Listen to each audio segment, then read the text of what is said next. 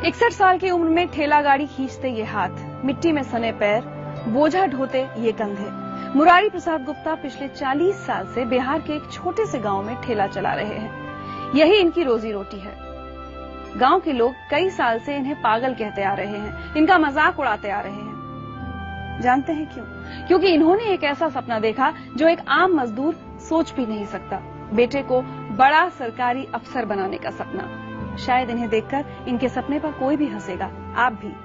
लेकिन आज आप इन पर मत हंसिएगा, क्योंकि आज ये पागल मजदूर एक IAS ऑफिसर का पिता है।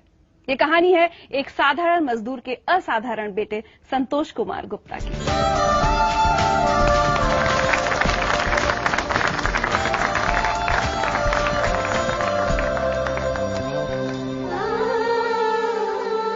संतोष, हमारे देश में एक ठेला चलाने वाले का बेटा IAS बनने का सपना देखे, सुनकर हैरानी तो होती है।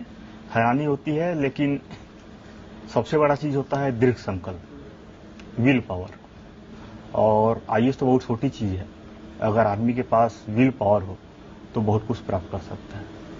बहुत मेहनत की है आपने? मेहनत तो बहुत की है, क्योंकि हमारे पास उतना हमारा सामाजिक, आर्थिक और शैक्षणिक पृष्ठभूमि इस तरह का था कि कोई प्रॉपर गाइडेंस नहीं था बताने वाले।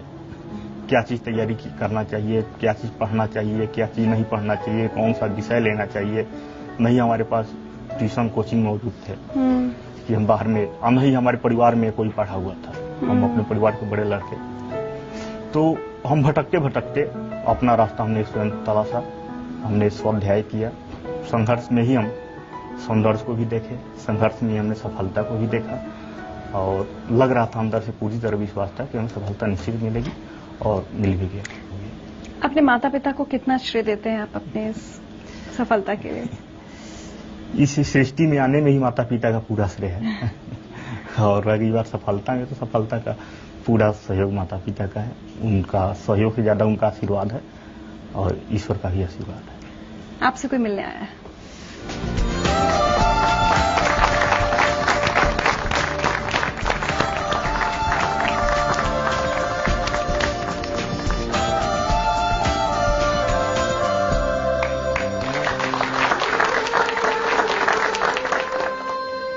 मुरारी जी, आज बेटे पर गर्व होता है? एकदम बहुत गर्व होता है, बड़ी खुशी मिली है। यहाँ पर हमको कैसे भागता यहाँ पहुँच गए। एक बात बताइए, कभी सोचा था कि बेटा हमारा सपना पूरा कर देगा? नहीं सोचे थे। ये पढ़ रहे थे तो हम कुछ 2-4 साल पहले के का उतना बड़ा आदमी के लड़का नहीं तैयारी कर पाए, तो रिक्शा ठेला चलाने वाले को लड़का कहाँ पढ़ पाएंगे। लेकिन इन्हीं का ख्वाब था बचपने से कि हम IAS करेंगे। लोग आसपास आपका मजाक भी उड़ाते थे गांव में, ये हाँ, कहते तो थे कि बावले हो, बेटे को भेज दिया पढ़ाने। मजाक तो सभी कोई, छोटा आदमी सभी कोई बड़ा आदमी हंसता है। अब तो अब आदमी कहता कि तुम्हारा लड़का IAS हो गया, कि कोई काम छोड़ दो मजदूरी वाला। हम कब कैसे छोड़ेंगे सर, बताइए।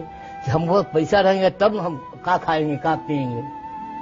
अभी तो तनख्वाह तो नहीं मिल रहा है, हम छोड़ दें। अभी परिवार को लेकर चलना है, इन्हीं को खर्चा देना पड़ता है।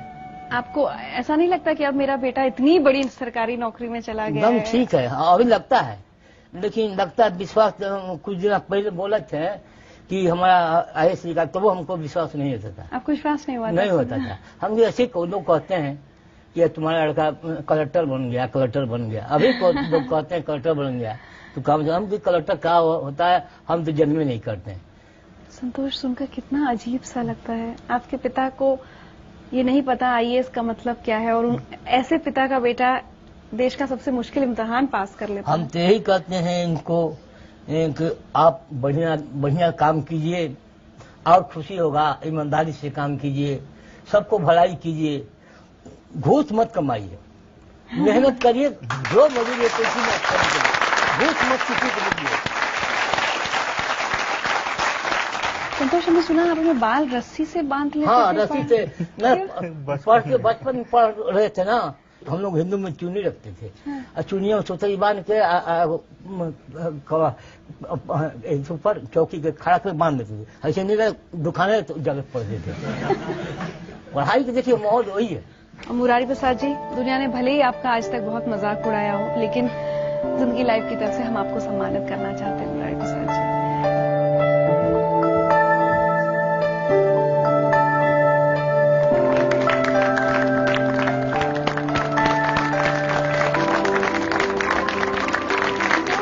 जिंदगी लाइव की तरफ से आपके लिए ये तोहफा